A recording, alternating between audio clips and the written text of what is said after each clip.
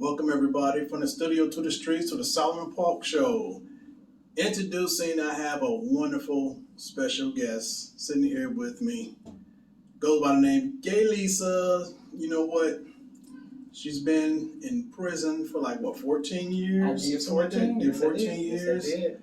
And we all know there's so many people that's doing time that's innocent, didn't do anything, or just some little misdemeanor, just protecting what you owe or whatever, stuff like that, protecting what's yours and stuff like that. But we all know how things go with that. So with that being said, GAYLISA, welcome to the show. Thank you so much, Solomon. Anytime. Thank you anytime, so much. I appreciate you. Yes, it's a blessing to be here, blessing to be out, because there's just so many things just happening with the world. It is. And it is. Yes, it is. It's a blessing for everything. I don't take anything for granted, because I think everybody being through all kind of tribulations, just all different types. Some may not be the same as others, but it's just as bad, man. It is. It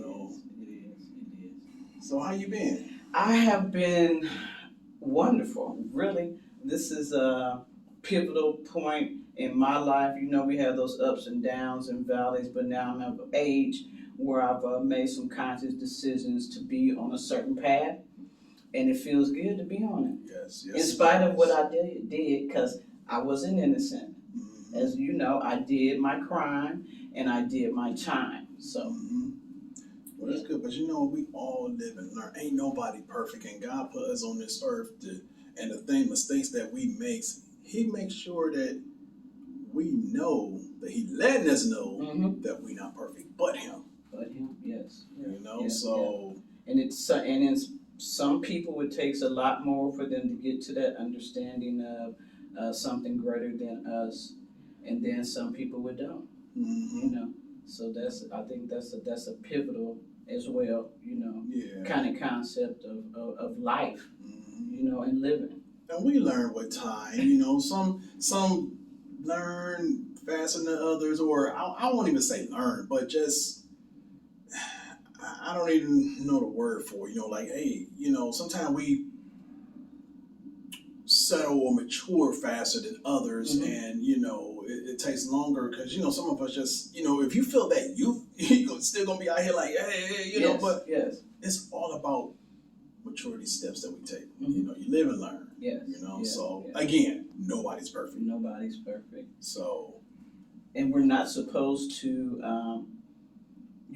we set up and people think me, it's all about me and my purpose is me.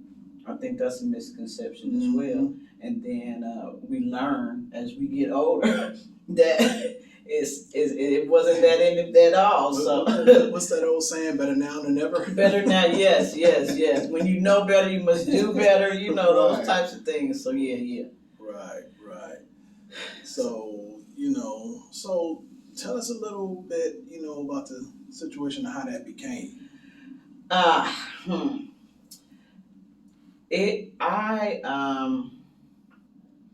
grew up single. My mother's single mom, and my aspiration was to always be a basketball player. So graduated high school, went to college way in Kansas. Nice. Played, maybe a little bit. I ended up getting hurt, and I was going to be redshirted for the next year. So I went home that summer. And home is Dayton, Ohio. That's where I'm originally from. Shout out and to Dayton, it's Ohio. Dayton, Ohio. Yes. So me being inquisitive and just that go-getter, and I'm life out here. I'm living life and learning and seeing, and of course certain things I saw were maybe unsavory, in the streets. What we see in the streets is the streets doing the streets, and the streets making money, and the streets having this, and the streets having that. And me, I wanted it too. Why not me? Why can't I do it? It seems fairly easy. So I started selling crack probably when I was 21. And by the age of 24, I was sitting in the county, had killed a man. So in between that was the basic street stuff. And, you know, me being a nerd, I just wanted to play basketball, but those was one of the conscious choices that I had made. I ended up getting a 6 to 25, which was an involuntary manslaughter because Ohio doesn't have a self-defense law.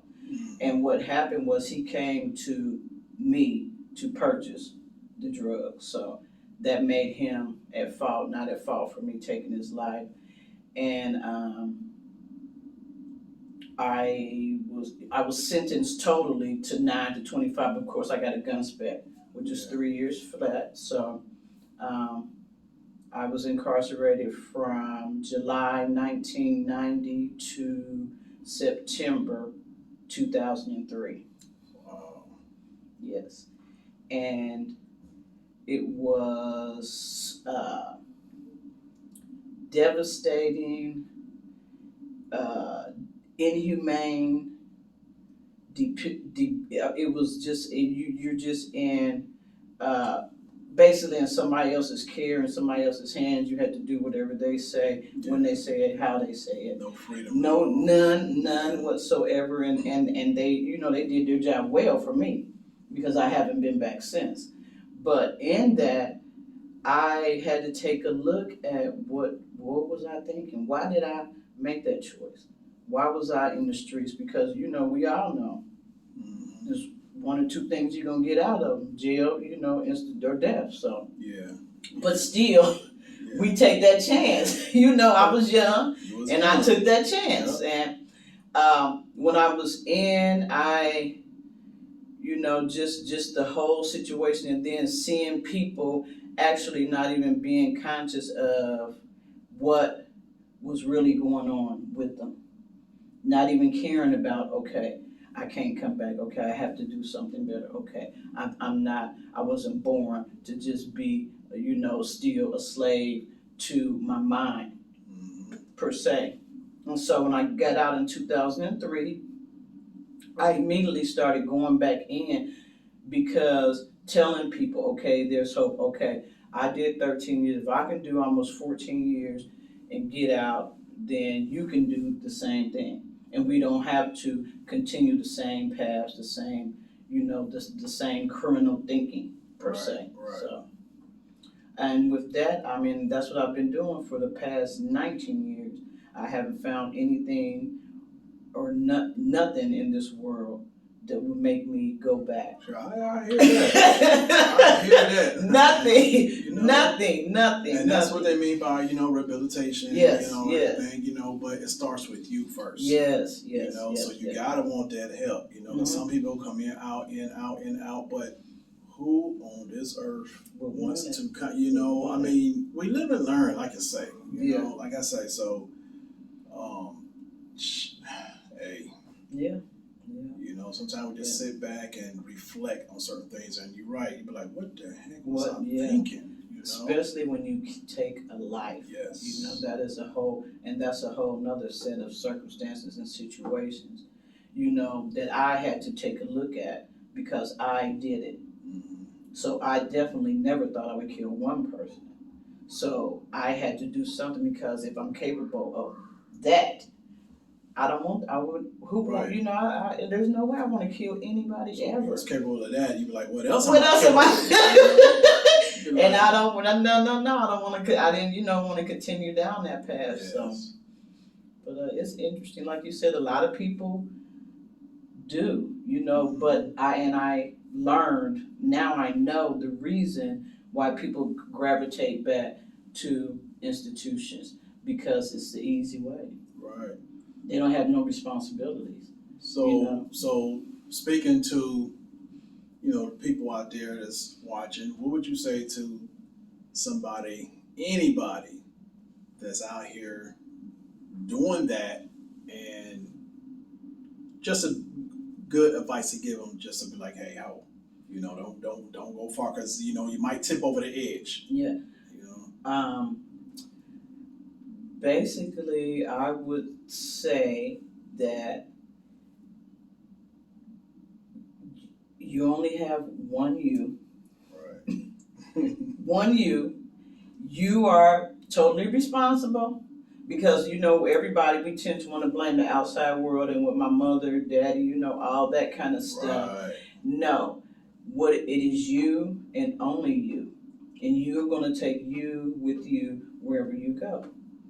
So if you don't care about you, then they have somewhere for you. Yeah. They have somewhere for you. They have somewhere for you. So and that's just the hopeless mind state of people. Mm-hmm. So with that being said, we'll be right back with more with GAYLISA.